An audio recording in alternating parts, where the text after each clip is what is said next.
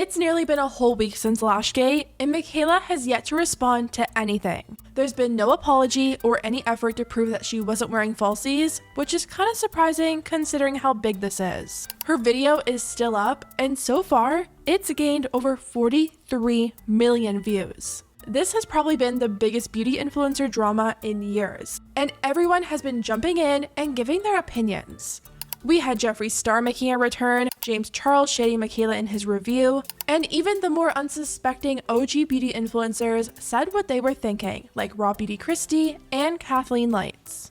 Everyone seems to have a strong opinion on lashgate, and one opinion that I've started to see more and more is that this is just mascara and who cares? Today, I want to dig a little deeper into why this isn't just mascara and how big the situation really is. From a legal perspective, from a consumer's perspective, and from the perspective of Mikayla's fellow beauty influencers. It's a mess, so let's get into it. So by now, I think we already know what happened. Mikayla did, as she would say, a partnership, also known as a sponsorship or ad with L'Oreal for their new telescopic lift mascara. She ended up applying what we all think to be false lashes in an effort to enhance the look and make the product seem more appealing, full well knowing that her fans, who probably do work past 519, are going to be spending their hard-earned money on her recommendation.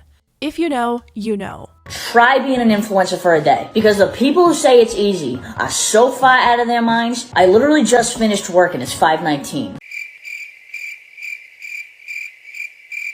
The first issue with the sponsorship was her complete lack of disclosure. When you accept any form of money or gifts in exchange for a review for a brand, you need to be clear in your video that this is an ad. It needs to be disclosed in a really obvious place where the viewer doesn't have to go and hunt down and find whatever fancy word you use in place for ad to try and decode it. Now, I know that Mikayla fans are going to be like, oh, well, she did disclose it by writing L'Oreal partner on the video, and she even tagged L'Oreal partner in her tags. And yes, she did, but it's still not good enough. Writing L'Oreal partner in the smallest font possible down near the bottom while the focus is at the top on your eyes is not a proper disclosure. Also, writing hashtag partner down in your tags isn't good enough when you have to press more and actually go searching to see the disclosure. I don't know what's going on with L'Oreal, but I said this in my last video and I'm gonna say it again. They are just as much at fault here as Mikayla. No brand is paying any influencer the kind of money that Mikayla gets paid and not reviewing the ad first. TikTok even has an option to add a physical disclosure to your video. Like TikTok will literally do the work for you, and yet Mikayla didn't use that feature at first. Something tells me that Mikayla might be in trouble with either L'Oreal or the FTC, because even though she hasn't come back to respond yet, she has gone back and put the sponsorship disclosure over her video, and that wasn't there the last time I checked. A lawyer on Twitter who covers issues in the influencer world also jumped into the conversation and talked about some issues Mikayla could be facing here. He wrote, to recap, Mikayla uploaded a video reviewing the L'Oreal Telescopic Lift Mascara. It appears to be sponsored content. It also looks like she applied fake lashes to exaggerate the mascara's effects, which led to a surge of backlash. I see two main issues here. 1. Ineffective disclosure of the sponsored nature of the content, and 2. False or misleading claims in the endorsement. He continued on writing, disclosures first. The FTC requires that any material connection between an endorser and an advertiser must be disclosed clearly and conspicuously. Otherwise, the ad is deceptive and violates Section 5 of the FTC Act. This disclosure requirement is why we have hashtag ad and the link. A material connection is any relationship that might affect the weight or credibility the audience would give the endorsement. Idea being, if you knew the review was paid for, you'd consider that when deciding to buy. But it's not enough to just have the disclosure. It also must be clear and conspicuous, which basically means you can't miss it. That generally means that it must be made in large enough readable font in a place it will be seen, and in a way that will be understood. Here, the L'Oreal Paris partner disclosure is in very small font and appears for just a few seconds of the video. That, to me, is not clear and conspicuous. He then talked about the issue with her using fake lashes and trying to deceive her audience. He wrote, the FTC requires that all advertising must be truthful, not misleading, and substantiated. In the influencer context, that means that all endorsements must reflect the honest beliefs of the influencer, who must have actually used the product. Here, Mikayla claims that she's demonstrating the effect of the mascara and expresses her disbelief. But if the lashes are fake, she's not giving an honest review, and that violates the law. Remember that it's not just the influencer who is potentially liable for the violations of the FTC Act. The brand is too. He goes on to mention that L'Oreal, being the huge company that they are, most likely has very clear rules in their agreement about FTC compliance. And since she clearly didn't follow it, she might be in trouble not only with the FTC, but also with L'Oreal themselves. He wrote, "Finally, I expect that L'Oreal's agreements include requirements that the influencer will comply with the FTC endorsement guides, so it's likely that she breached that contract. If your brand is not using properly drafted agreements with your influencers, fix that today. And if you're a creator, don't gloss over your agreements. Make sure you understand everything in them before you sign." And even though I'm sure L'Oreal is loving all the attention and sales this is getting them, from a legal standpoint, they might be a bit panicked. Out of all the telescopic ads I've seen over the past month, I've only seen like one person actually use the sponsored disclosure. Everyone else has gone on to disguise this as a genuine review, and unless you knew what you were looking for, you would have missed it. Another thing that really stood out to me about Mikayla's ad was how far she went to make it look like one of her genuine reaction TikToks. The fact that she started off the video by stitching someone else's video, who, by the way, was also sponsored, and acted like she was so shocked and taken aback by the results. Look how long and lengthened my lashes look. This literally just changed my life.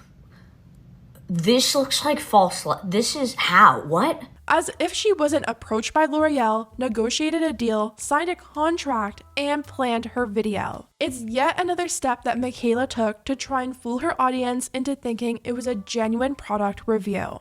Now let's look at this from a consumer perspective.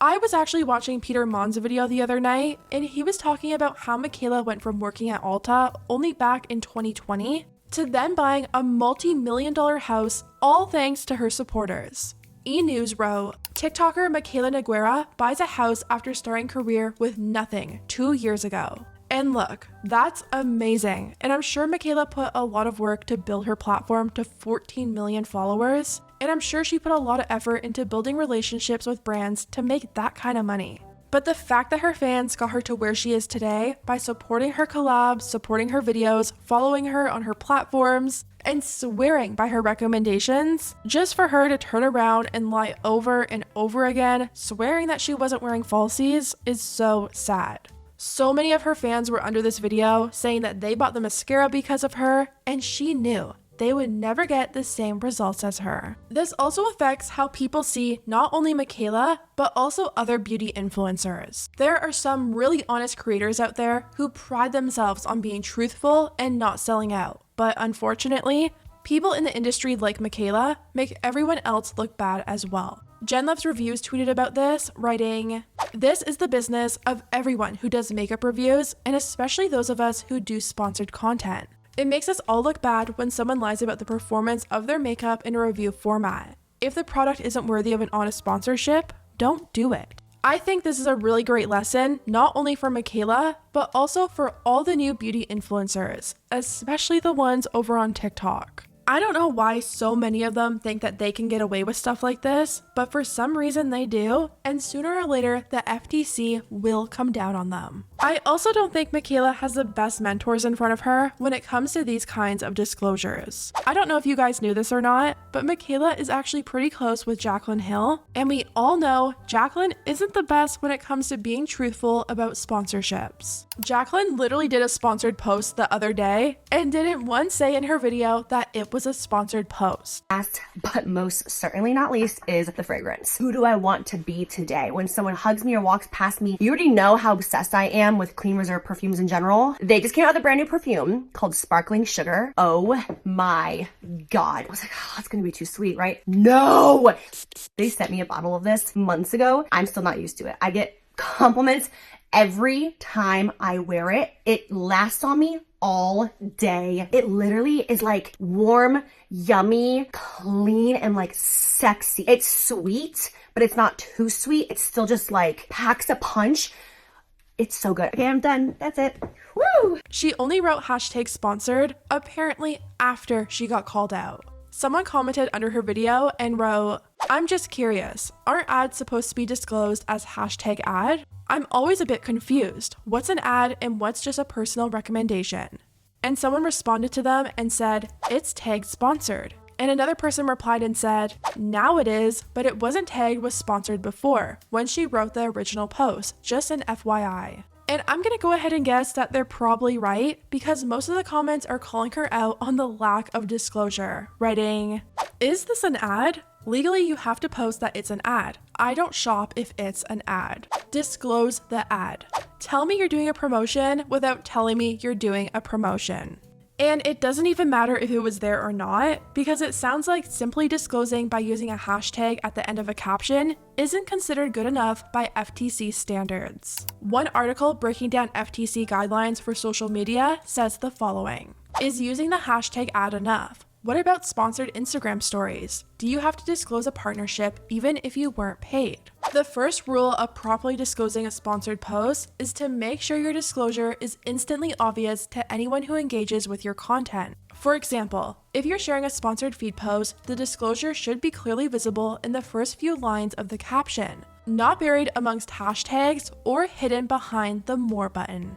So yeah, clearly Mikayla doesn't have the best influences around her, but as someone with a huge platform of 14 million people, Mikayla should know that on her own, and in my opinion, she's blatantly trying to deceive her fans. Anyways guys, let me know what you think about everything down below.